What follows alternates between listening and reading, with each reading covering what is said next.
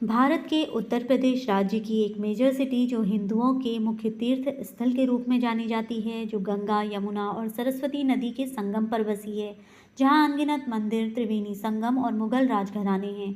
इसे कहते हैं प्रयागराज या इलाहाबाद। इलाहाबाद का नाम 2018 में बदलकर प्रयागराज रखा गया।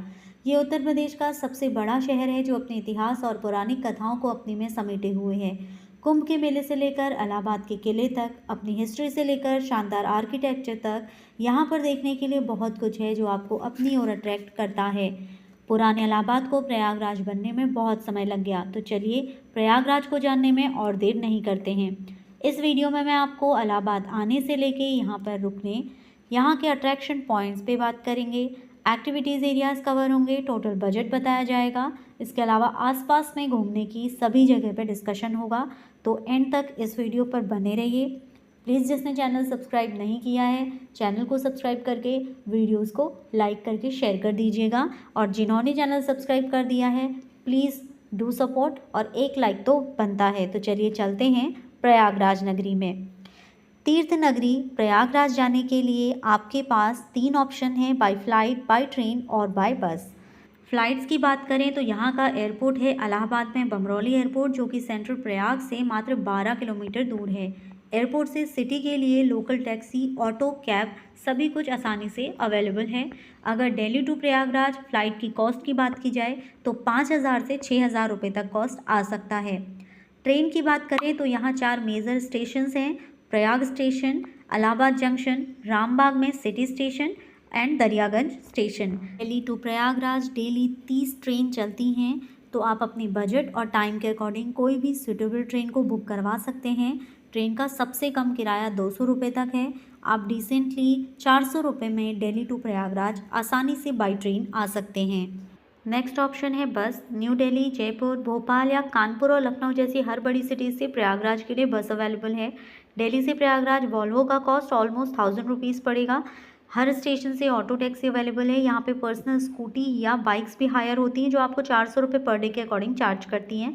बट अगर आप फैमिली के साथ हैं और एक सस्ता वे चाहते हैं तो आप कंसीडर करिएगा इलेक्ट्रिक ऑटो, जो कि सस्ता और आसान वे है प्रयागराज घूमने के लिए। प्रयागराज में स्टे के लिए होटल्स की बात करें तो यहाँ पर 1 से लेके 4 स्टार्स तक के होटल्स अवेलेबल हैं। यहाँ पर मैक्सिमम 2 दिन लगेंगे आपको अच्छे से एक्सप्लोर करने के लिए। डिसेंट होटल्स आपको 500 से 1500 रुपये की रेंज में आसानी से मिल जाएंगे। ऑनलाइन वेबसाइट के थ्रू आप होटल्स बहुत आसानी से ऐड कर सकते हैं। अलग अलग टाइम पे होटल्स के प्राइस फ्लक्चुएट करते रहते हैं, इसीलिए आप गूगल पे बहुत इजीली सर्च कर सकते हैं होटल्स इन प्रयागराज, एंड अपने अकॉर्डिंग आप होटल्स बुक करवा सकते हैं। वैसे तो आपको पता है कि प्रयागराज मेन तौर पर अपने कुंभ के लिए जाना जाता है, तो यहाँ पे हर 6 साल में कुंभ और हर 12 साल में महाकुंभ होता है। तो अगर इस टाइम पे आप यहाँ आते हैं तो आपको होटल बुक करने की ज़रूरत नहीं है, आप यहाँ के 5 स्टार टेंट्स में रुक सकते हैं।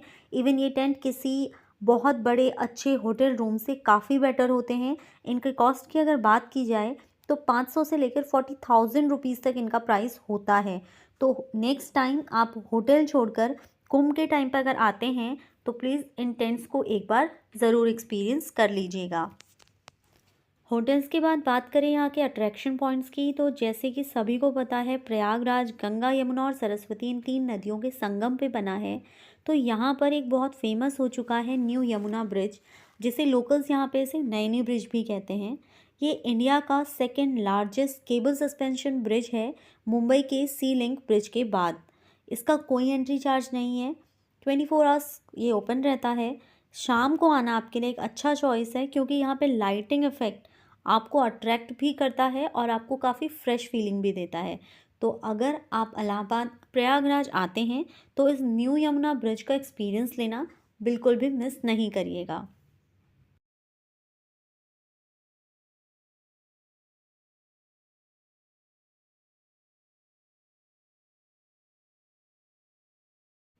सेकेंड अट्रैक्शन पॉइंट की बात करें तो वो है आलोपी देवी टेम्पल। इसे ललिता देवी मंदिर और माधेश्वरी देवी मंदिर भी कहते हैं।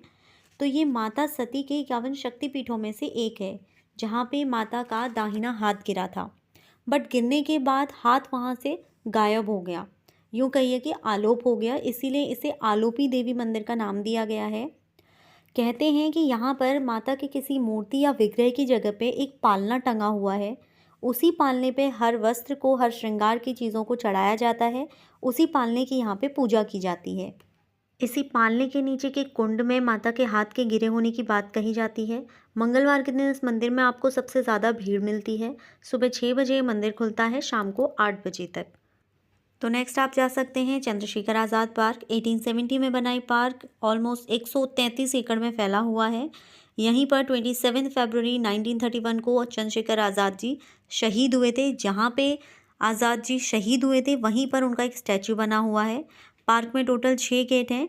एंट्री आप गेट नंबर अगर 3 से करेंगे तो आपको डायरेक्ट आज़ाद जी का स्टैचू देखने को मिल जाएगा। इसके अलावा इलाहाबाद म्यूज़ियम भी है यहाँ पर। और इंटरेस्टिंग पॉइंट ये है कि इसी म्यूज़ियम में आज़ाद जी ने जिस गन से अंग्रेज़ों का सामना किया था और ख़ुद को गोली मार दी थी वो रखी गई है, जिसका नाम बताया जाता है बुखारा। एंट्री टिकट म्यूज़ियम का है आपका 50 रुपीज़। 100 रुपीज़ आपसे चार्ज किए जाएंगे अगर आप मोबाइल या फिर कैमरा लेकर के अंदर जाते हैं। इसके अलावा चंद्रशेखर आज़ाद पार्क में एंट्री का कोई चार्ज नहीं है। नेक्स्ट है, यूँ कह लीजिए पूरी दुनिया का ही फेमस हनुमान जी का मंदिर, जो कि एक लेटे हुए हनुमान जी हैं। त्रिवेणी संगम से बस 500 मीटर की दूरी पर लेटे हुए हनुमान जी का मंदिर है। इसे बड़े हनुमान जी के मंदिर के नाम से भी जानते हैं। आपको बता दें कि दुनिया भर में एकमात्र ऐसा मंदिर है जहाँ पे हनुमान जी लेटे हुए हैं। जो भी त्रिवेणी संगम में डुबकी लगाने आता है, एक बार हनुमान जी के दर्शन ज़रूर कर लें। कहते हैं कि गंगा माँ भी हज़ारों सालों से हनुमान जी को अपने जल से नहला के जाती हैं। यहाँ पर एंट्री का कोई टिकट नहीं है। टाइमिंग की बात करें तो मॉर्निंग में 5:30 से दिन में 2 बजे तक और शाम को 3 बजे से लेकर रात को 8 बजे तक मंदिर खुलता है। हनुमान जी के बाएं पैर के नीचे कांता देवी और दाएं पैर के नीचे अहिरावण दबे हुए हैं। और ट्यूसडे को आपको इस मंदिर में सबसे ज़्यादा भीड़ देखने को मिल जाएगी। इसके बाद अगर आप प्रयागराज आए और त्रिवेणी संगम में स्नान नहीं किया तो कुछ नहीं किया। गंगा, यमुना और सरस्वती का संगम स्थान। कई जगह आपने सुना होगा गंगा और यमुना का संगम स्थान, क्योंकि सरस्वती यहाँ पर दिखाई नहीं देती हैं। सरस्वती नदी अदृश्य मानी जाती हैं और इसी संगम पे हर 6 साल में कुंभ और 12 साल में महाकुंभ होता है, जिसमें लगभग 10 करोड़ के लोग सम्मिलित होते हैं। ये कुंभ और महाकुंभ की प्रथा पिछले 2000 सालों से चलती हुई आ रही है।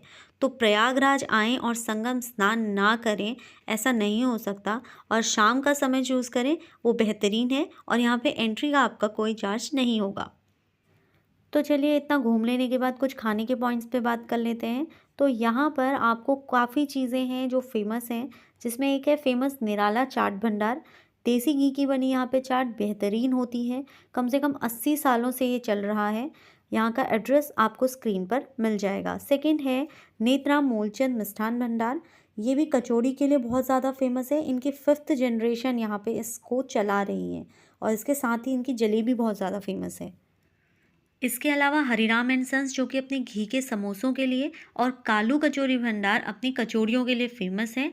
इनका एड्रेस और इन सब की ओपनिंग की टाइमिंग आपको स्क्रीन पर मिल जाएगी, तो इनको ट्राई ज़रूर कर लें। इसके अलावा त्रिवेणी संगम पे आप बोटिंग भी कर सकते हैं। बोट आपको संगम पे लेके जाएगी, स्नान कराएगी और फिर वापस लेकर आ जाएगी। तो ये पॉइंट भी आप मिस बिल्कुल ना करें। तो चलिए, ये था प्रयागराज घूमना।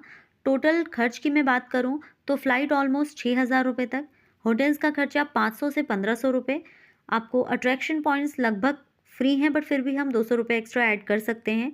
फूड के लिए आप 400 रुपीज़ ऐड कर लिए तो आपको टोटल 8000 रुपीज़ में आप प्रयागराज घूम सकते हैं बहुत आसानी से। तो ये थी कुछ डिटेल्स प्रयागराज के बारे में। अगर वीडियो पसंद आए तो प्लीज़ चैनल को सब्सक्राइब कर दीजिएगा और वीडियोज़ को ज़्यादा से ज़्यादा शेयर कर दीजिएगा।